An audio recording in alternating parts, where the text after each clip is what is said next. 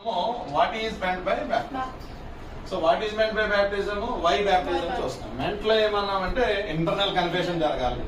అంటే internal confession అంటే ఏంటంటే యేసు క్రీస్తు ప్రభువారే నాకు దేవుడు, నేను పాపిని, నేను నా పాపాలు ఒప్పుకుంటున్నాను. ఒప్పుకున్న తర్వాత ఇంటర్నల్ గా జరిగిన తర్వాత ఆయన సేవియర్ అని మనం యాక్సెప్ట్ చేస్తాం. అది దీన్ని ఇంటర్నల్ అయిన తర్వాత ఎక్స్టర్నల్ ఏంటంటే బ్యాప్టిజం లోకి వెళ్తాం. ఎక్స్టర్నల్ ఏంటి? చర్చ్ ముందు అందరి ముందు మనం ఏం చేస్తాము? Yes I confessed Jesus Christ as my saviour. I confess my sins and I accepted Jesus Christ as my saviour అని చెప్తాను చర్చ్ ముందు అందరి ముందు. అప్పుడు ఏం చేస్తాను నేను? మిమ్మల్ని దీంట్లో డిప్పింగ్. అదే డిప్పింగ్ అంటే చెప్పాను కదా, బ్యాప్టిజం అంటే ఇమ్మర్సింగ్. సో ఇమ్మర్సింగ్ జరుగుతుంది లోపల.